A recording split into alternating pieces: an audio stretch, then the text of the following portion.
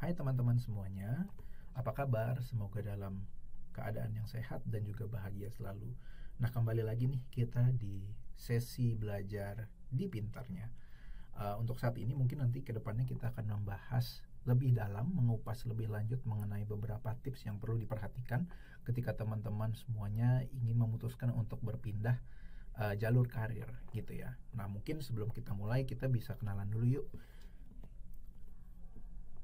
Perkenalkan, namaku Iman. Saat ini aku bekerja di Pintarnya sebagai Founders Office.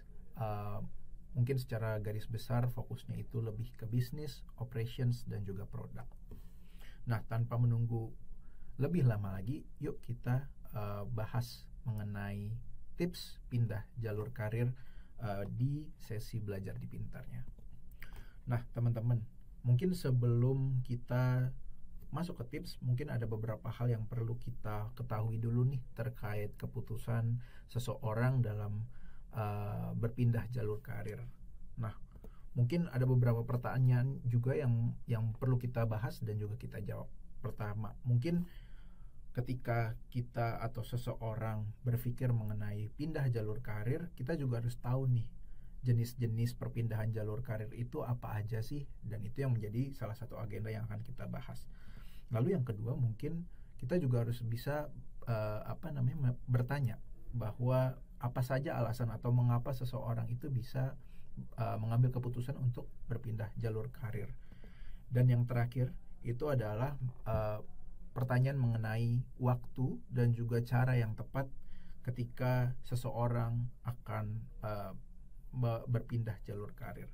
Nah, mungkin kita bisa mulai dulu kali ya. Yang pertama terkait jenis-jenis perpindahan dari jalur karir tersebut. Nah, mungkin secara garis besar ada beberapa hal yang perlu kita pahami terkait ragam jenis perpindahan jalur karir. Pertama, ada orang yang berpindah itu sifatnya berpindah karir atau berpindah jalur karir sifatnya fungsional.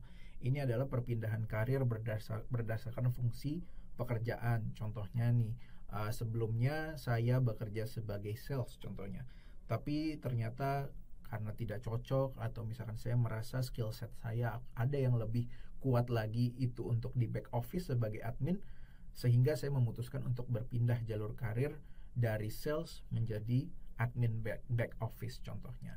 Nah, itu contoh dari perpindahan jalur karir yang sifatnya fungsional. Lalu yang kedua adalah jenis perpindahan jalur karir yang berdasarkan organisasi. Nah, ini biasanya perpindahan karir yang melibatkan dua organisasi yang berbeda. Nah, berbeda dari perpindahan fungsi karir, perpindahan jalur karir yang fungsional. Nah, organisasi ini biasanya orang-orang atau para profesional yang ingin berpindah karir itu lebih disebabkan oleh mungkin aspirasi kompensasi atau tantangan yang lebih lanjut, tapi secara fungsi mereka tetap sama. Contohnya di perusahaan yang sebelumnya atau di organisasi sebelumnya saya berperan sebagai junior sales. Tapi ketika sudah bekerja di organisasi saat ini atau kantor saat ini, saya merasa skill set saya bertumbuh, saya merasa butuh untuk tantangan baru, sehingga saya mencari kesempatan yang lebih baik untuk berpindah jalur karir menjadi senior sales di organisasi yang berbeda, sehingga itu bisa dikategorikan sebagai jenis perpindahan jalur karir yang sifatnya organisasi atau organisasional. Nah, yang ketiga itu adalah jenis perpindahan jalur karir yang berdasarkan industri. Ini adalah secara simpel ya, secara sederhana perpindahan karir ke industri yang berbeda. Nah, ini mungkin kalau misalkan kita bisa lihat untuk ketiga ragam jenis perpindahan jalur karir tersebut. Untuk industri ini adalah kombinasi dari fungsional dan juga organisasi, seperti itu ya. Jadi bisa jadi dia sangat loyal terkait perannya. Misalkan contohnya saya memang suka sebagai sales, tapi mungkin sebelumnya saya bekerja sebagai sales di industri otomotif. Tapi mungkin pada saat itu secara outlook pasar juga kurang baik, sehingga saya memilih untuk berpindah karir menjadi sales di industri keuangan contohnya, atau di industri properti, dan itu masuk ke dalam kategori jenis perpindahan dari karir yang berdasarkan industri. Nah, mungkin kita bisa juga sekarang masuk setelah tadi udah memahami ada beberapa jenis dari perpindahan karir gitu ya. Jadi mungkin kita bisa mengulik lebih dalam kira-kira alasan utama kenapa sih seseorang itu bisa berpindah jalur karir, baik itu dari segi fungsional, baik itu tadi dari segi organisasi maupun juga dari segi industri. Nah, pertama yang paling ketara adalah biasanya orang-orang yang ingin pindah karir, pindah kerja itu biasanya mereka membutuhkan tantangan baru. Biasanya ini yang mungkin pekerja-pekerja jiwa muda gitu ya, yang masih muda itu biasanya mereka merasa udah agak buntu atau mandek di satu scope, di satu cakupan pekerjaan atau tanggung jawab, sehingga mereka mencari tantangan baru untuk bisa diselesaikan gitu. Oleh sebab itu tantangan baru menjadi alasan utama dari beberapa alasan yang menjelaskan mengapa seseorang itu memiliki keputusan untuk berpindah jalur karir.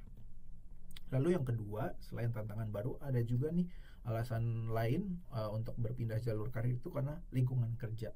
Mungkin lingkungan kerja saat ini itu sudah tidak cukup kondusif terkait misalkan pandangan atau tujuan utama dari orang ini berkarir. Nah, itu bisa karena teman, atau mungkin bisa karena atasan, atau bahkan mungkin bisa juga dari segi kantor gitu. Oleh sebab itu lingkungan kerja juga biasanya menjadi alasan kuat lainnya bagi seseorang untuk mengambil keputusan untuk berpindah jalur karir. Lalu yang ketiga itu adalah biasanya jenjang karir nih. Ini biasanya erat kaitannya kalau misalkan tadi berpindah jalur karir yang sifatnya organisasi.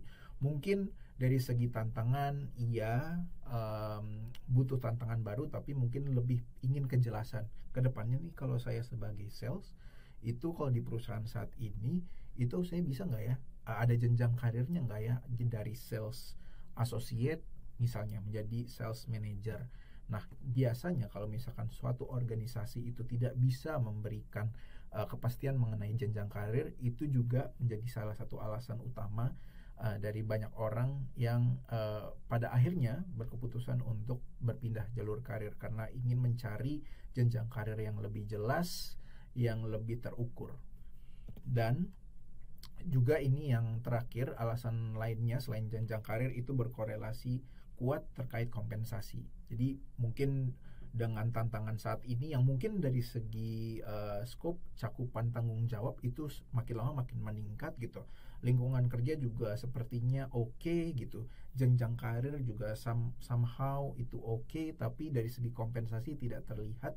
Nah, itu biasanya juga bisa menjadi suatu trigger atau misalkan inisiator bagi seseorang untuk mulai nih berpikir untuk berpindah jalur karir. Mungkin karena di industri yang lain kompensasinya untuk posisi yang sama lebih oke.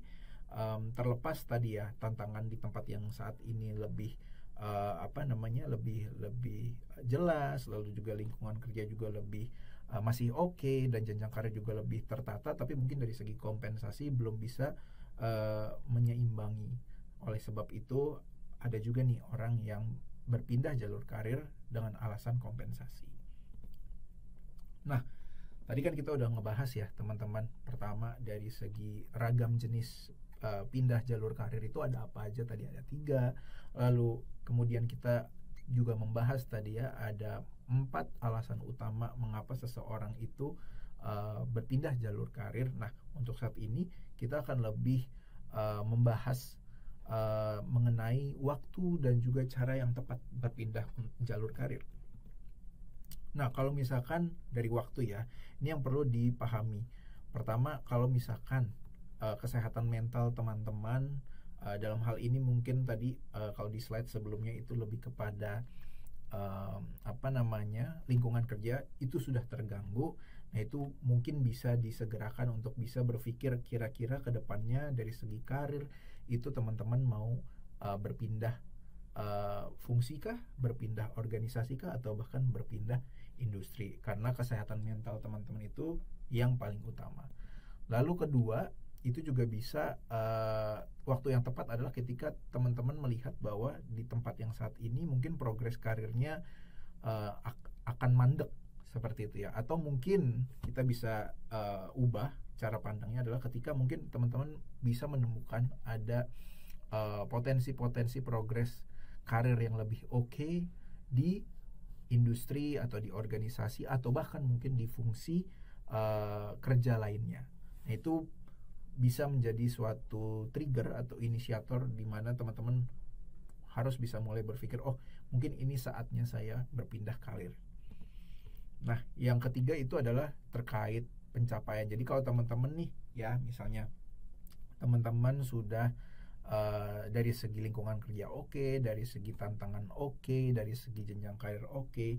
Nah, ini mungkin lebih lebih terpusat ke teman-teman sendiri. Jadi kalau misalkan di organisasi yang sama atau di fungsi yang sama atau bahkan mungkin di industri yang sama, teman-teman itu sudah memiliki beberapa milestone atau pencapaian yang harus dicapai dalam jangka waktu tertentu, dan teman-teman merasa semua pencapaian tersebut sudah tercapai. Nah, itu mungkin waktu yang juga tepat untuk teman-teman berpikir, setelahnya saya akan melakukan apa ya, setelahnya saya ingin mencapai apa ya. Nah, ketika satu di antara tiga hal ini dari segi waktu ya, waktu yang kita rasa tepat untuk berpindah atau berpikir untuk berpindah jalur karir. Nah, mekanisme yang tepat tuh seperti apa sih? Nah, pertama teman-teman itu harus bisa mengevaluasi skill setnya teman-teman. Teman-teman tuh misalkan ya kayak 2 tahun terakhir, 1 tahun terakhir di posisi yang saat ini, teman-teman tuh udah punya skill apa aja. Teman-teman sudah mempelajari skill apa aja. Apakah misalkan skill set tersebut teman-teman sudah miliki gitu ya, atau sedang proses dalam proses untuk memiliki skill tersebut. Nah, itu teman-teman harus bisa mengevaluasi skill set apa aja teman-teman yang teman-teman miliki.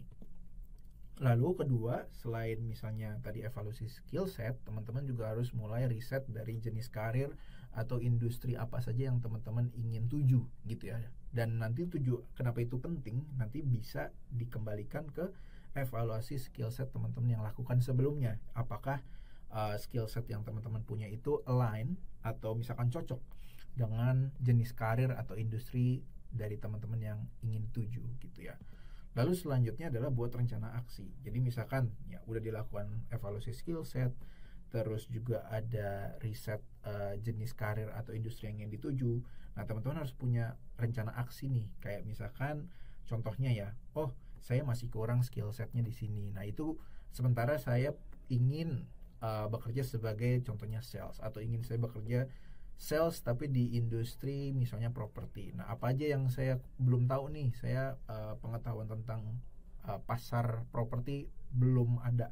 Nah, itu teman-teman bisa memasukkan itu ke dalam rencana aksi sehingga nanti terjadi adanya kecocokan antara skill set yang sudah dievaluasi dengan misalkan kebutuhan dari jenis karir atau industri teman-teman yang ingin dituju.